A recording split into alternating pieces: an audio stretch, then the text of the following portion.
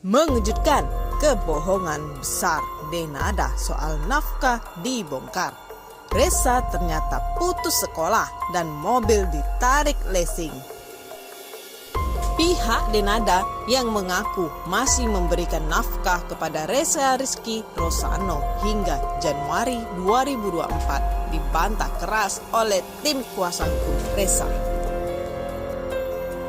Kuasa hukum menyebut pernyataan tersebut hanyalah upaya pembelaan diri yang tidak sesuai dengan fakta pahit yang dialami Resa selama 24 tahun terakhir.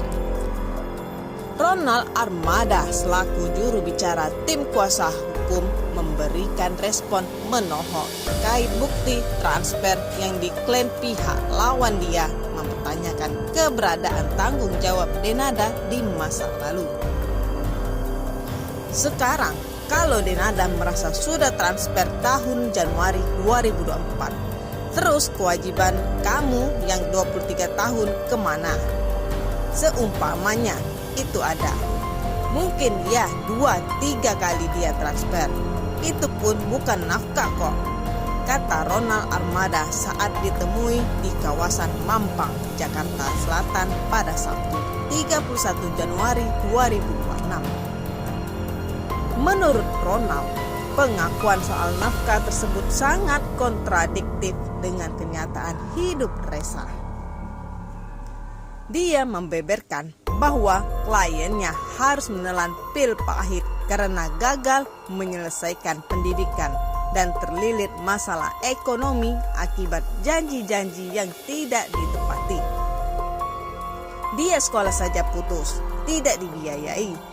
Mobil saja tidak dia cicil pembayarannya, sehingga Resa terdampak dengan leasing. Itu kan cikal bakal persoalan ini, ungkap Ronald.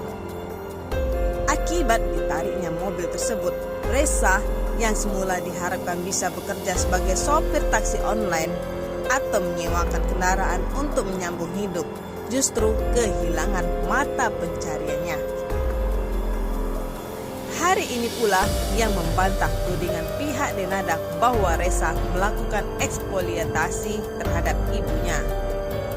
Menambahkan argumen rekannya, Andika Meigista menilai narasi eksploitasi yang dibangun pihak Denada sangat tidak masuk akal. Secara hukum mengingat usia kliennya yang sudah dewasa. Eksploitasi anak itu berarti ada subjek yang dilindungi sama Undang-Undang Perlindungan Anak. Resa ini sudah dewasa, jadi kapan dan dalam bagian apa ada eksploitasi anak? Jangan sampai pengakuan itu hanya sebagai mekanisme defensi terhadap gugatan kita, beber Andika Meigista. Andika juga menekankan bahwa selama puluhan tahun Resa tidak mendapatkan pengakuan yang layak, baik secara batin maupun hukum.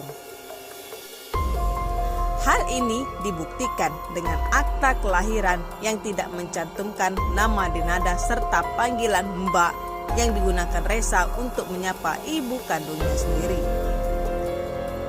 Di sisi lain, Resa Rosano mengaku merasa sedih karena di tengah perjuangannya menuntut hak, dia justru disudutkan oleh rekan-rekan artis Denada, termasuk Iis Dahlia dengan isu boikot televisi.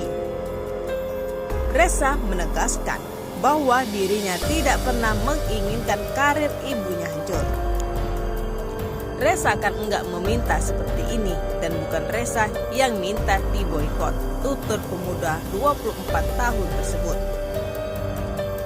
Menutup wawancara, tim hukum menantang Denada untuk berhenti bersembunyi di balik pernyataan pengacara atau pembelaan rekan sejawat. Kalau kamu merasa benar, kenapa sampai sekarang kok masih sembunyi? Ayo kita berbicara muka per muka. Kita formulasikan gimana solusinya, pungkas Ronald Armada. Bagaimana menurut pendapat Anda? Dukung terus channel ini, share, like, komen, dan subscribe ya.